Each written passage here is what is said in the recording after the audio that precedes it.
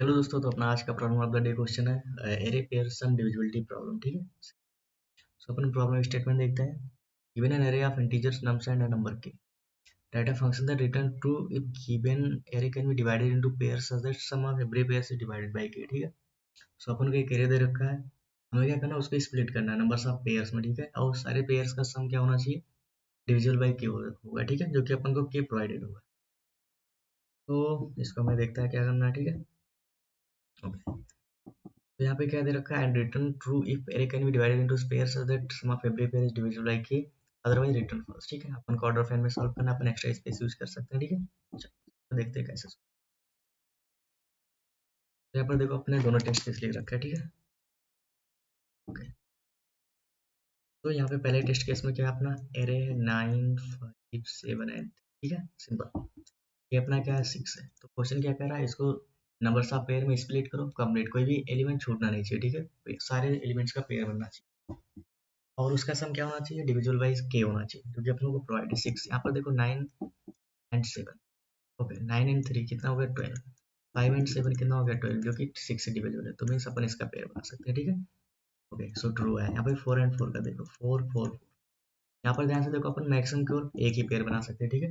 हमेशा अपना एक एलिमेंट छूट जाएगा। अपन इसका पेयर बनाए तो ये छूट जाएगा, इन दोनों का पेयर बनाए, इन दोनों का पेयर बनाए तो ये छूट जाएगा। ठीक है।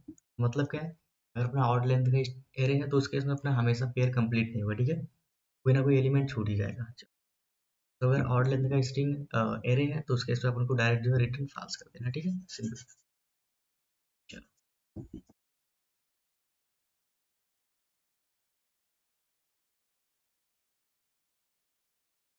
सो ये हो गया हमारा दोनों टेस्ट केस। ठीक है। तो बेसिकली हमें क्या अभी तक समझ आया कि अगर ऑड लेंथ का स्ट्रिंग एरे, ठीक है, ऑड लेंथ का एरे है तो अपन को डायरेक्ट क्या करना है, रिटर्न पास कर देना। ठीक है, अदरवाइज अपन सॉल्व करें। ठीक है। तो अपन समझते हैं कि इसका कोड कैसे करना है। ठीक है, सिंपल, कैसे अपन इसको सॉल्व करने वाले। ठीक है, प्रॉब्लम अपन को समझ में आ गई, आउटपुट कैसे आ रहा है ये समझ आ गया। ठीक है, और अपन को बेस केस समझ आ गया। ठीक, सबसे पहले अपन को चेक क्या करना है। तो यहाँ पर देखो, जैसे अपन लेते हैं, मान लो 24 है, 36 है। ठीक है, अपने यहाँ पर के कितना दे रखा है, 10। और अपन को क्या चेक करना है कि ये दोनों पेयर क्या है, डिविजिबल बाई 10 है कि नहीं। ठीक है, इन दोनों का सम डिविजिबल बाई 10 है कि नहीं। तो 24 एंड 36 कितना होगा, 3 to 5 एंड 6 60 होगा, जो कि 10 से डिविजिबल है। ठीक है, चलो।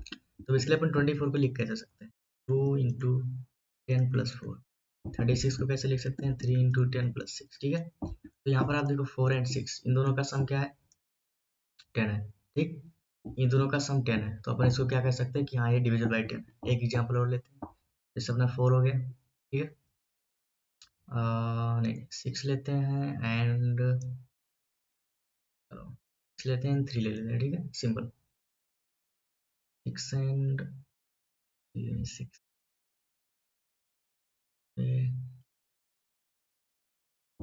तो यहाँ पे ले लेते हैं अपन, एक 9 ले लेते हैं एंड एक 7 ले लेते हैं। ठीक है, सिंपल। और इसको देखते हैं कि यहाँ पर अपन लेट कर लेते हैं कि अपना 4 है। ठीक है, इसको देखना है कि डिविजल बाई 4 है कि नहीं। तो 9 प्लस 7 16 हुआ, जो कि 4 से डिविजल है। ठीक है, 9 को अपन क्या लिख सकते हैं, 4 2 8 प्लस 1। ठीक है, सिंपल। इसको क्या लिख सकते हैं अपन, 4 इंटू 1 प्लस 3। आप यहाँ पर देखो 3 एंड प्लस जो भी दोनों का रिमाइंडर आया है, दोनों का सम क्या है, 4। ठीक है, तो बेसिकली यहाँ से हमें समझ के आया, हमें समझ आया कि हमें इस क्वेश्चन को सॉल्व करने के लिए अपन को रिमाइंडर जो है यहाँ पे काफी इंपॉर्टेंट रोल निभा रहा है। ठीक है, सिंपल। तो इसलिए हमें क्या करना चाहिए, जैसे हमने क्या किया, 24 का रिमाइंडर अपन 10 से डिवाइड कर रहे हैं, कितना आ रहा है, 4। सो हमें 4 पता चल गया। हमें इतना पता है कि क्या करना है, हमें जो भी दो वैल्यू है, अगर उनका रिमाइंडर का सम क्या है, 10 है। ठीक है, तो उस केस में अपन उनका सम भी जो है डिविजिबल होगा। तो सिंपल, हमने इसका रिमाइंडर 4 निकाला। तो नेक्स्ट रिमाइंडर किसका चाहिए हमें, 10 माइनस 4। ये माइनस 4 कितना होगा, 6। तो हमें क्या देखना है भाई, कोई ऐसा एलिमेंट खोजो जिसका रिमाइंडर कितना 6 हो।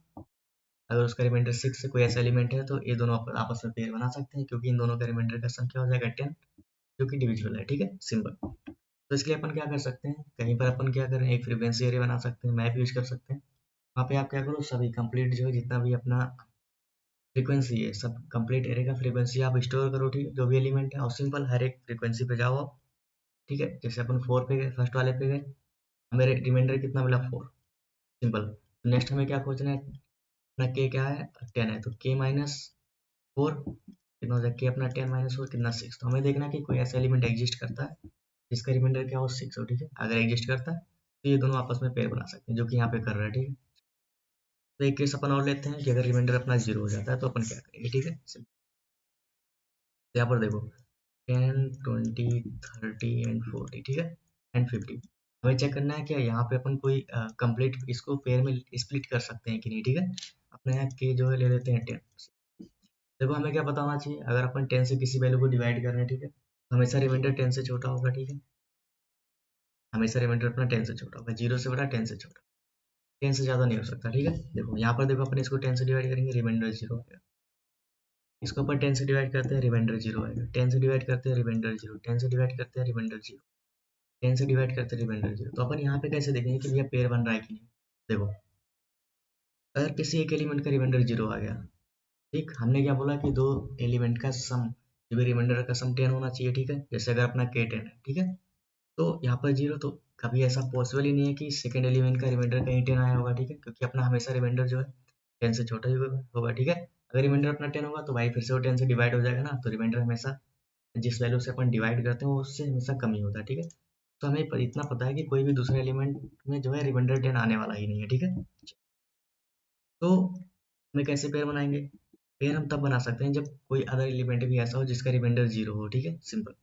तो इसके लिए अपन यहाँ पे देखो 10 एंड 20 0 0 पेयर बना सकते हैं, 30 एंड 40 0 है पेयर बना सकते हैं। 50 की बात करें हमेशा छूट जाएगा, ठीक है, तो सिंपल। तो हमें क्या करना चाहिए, हमें सिंपली देखना चाहिए कि भैया रिमाइंडर 0 वाले कितने एलिमेंट है, ठीक है। यहाँ पे देखो 5 है, ठीक, जो कि क्या है ऑड है, ठीक है, सिंपल। क्योंकि हमेशा रिमाइंडर 0 वाला रिमाइंडर 0 वाले से ही पेयर बनाना चाहेगा, ठीक है, क्योंकि अदर कोई ऐसा ही नहीं कि 10 रिमाइंडर आ जाए और दोनों का सम 10 हो जाए, ठीक है, सिंपल। तो बेसिकली अपन क्या करेंगे, सबसे पहले काउंट कर लेंगे कि भैया 0 कितने टाइम्स आए, फिर 5 टाइम्स आए जो कि ऑड है। सो अगर ये ऑड है तो मीन्स यहाँ पे पेयर कंप्लीट बन नहीं सकता, ठीक है, कोई ना कोई एलिमेंट हमेशा छूट जाएगा, तो इस केस में अपन डायरेक्ट रिटर्न कर देंगे फर्स्ट, ठीक है। तो इसके लिए अपन करने क्या वाले हैं, अपन को एरे दे रखा है, अपन उसके एरे के सारे एलिमेंट्स का अपन क्या करेंगे, रिमाइंडर को स्टोर करेंगे, ठीक है। और बेसिकली हर एक रिमाइंडर पे उसको देखेंगे, ठीक है। हमें इतना पता है कि रिमाइंडर जो है 0 से 10 होगा, तो अपन क्या करेंगे, एक लूप 1 से स्टार्ट करेंगे और 10 तक जाएगा, ठीक है। उसमें हर एक रिमाइंडर के लिए अपन चेक करेंगे कि अगर रिमाइंडर 1 का एलिमेंट है, ठीक है, अगर रिमाइंडर 1 का एलिमेंट है तो क्या 10 माइनस 1 का रिमाइंडर 10 माइनस 1 यानी 9 वाला रिमाइंडर वाला एलिमेंट कोई एग्जिस्ट करता है कि नहीं, सिंपल। तो अपन ऐसे कर सकते हैं, इसके पहले अपन 0 के लिए चेक कर लेंगे, तो इस वजह से अपना लूप क्या होगा 1 से स्टार्ट होगा, ठीक है। तो अपन इसका कोड देखते हैं, ठीक है, काफी आसान प्रॉब्लम है। तो यहाँ पे हमने क्या कर रखा है, तो देखो सबसे पहले हमने क्या किया, इसका साइज ले लिया, ठीक है, फिर अपन ने एक फ्रीक्वेंसी एरे बना दिया, ठीक। सिंपल हमने क्या किया, यहाँ पे कम सभी के रिमाइंडर निकाल के एक उसमें फ्रीक्वेंसी एरे में अपन ने स्टोर कर लिया, ठीक है, सिंपल। फिर देखो हमने क्या बोला था, सबसे पहले भी चेक कर लो कि जो भी अपन 0 वाले रिमाइंडर के एलिमेंट्स कितने हैं, नंबर ऑफ एलिमेंट्स कितने हैं। अगर ऑड है तो उसके इसमें रिटर्न फॉल्स कर दो, सिंपली यहाँ पे अगर ऑड होता है तो रिटर्न फॉल्स कर देंगे, अगर नहीं है तो आगे अपन देखेंगे, ठीक। यहाँ पर देखो हम क्या चेक करें, 1 से और k तक जा रहे हैं, हमें पता है कि रिमाइंडर हमेशा 0 से और k के बीच ही होगा, ठीक। 0 वाला अपन चेक कर चुके हैं, तो 1 से चेक। यहाँ frequency of i 1 is not equal to frequency of k minus i, अगर ऐसे दोनों वैल्यू एग्जिस्ट नहीं करते, दोनों का कॉम्प्लीमेंट वैल्यू एग्जिस्ट नहीं करता, तो डायरेक्ट रिटर्न फॉल्स कर दो, ठीक है। अगर ये सारे केस से रिटर्न अपना फॉल्स नहीं आ रहा है तो बेसिकली सिंपल सी बात है कि अपन का सारा जो है एलिमेंट पास हो गया, सारे पेयर बन चुके हैं, तो उस केस से अपन क्या करेंगे, सिंपल रिटर्न ट्रू कर देंगे, ठीक है। तो इसको अपन रन करते हैं, ठीक है,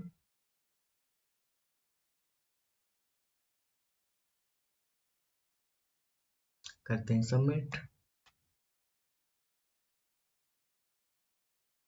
ओके, सो मिलते हैं न्यू वीडियो में नए पीओडी क्वेश्चन के साथ, तब तक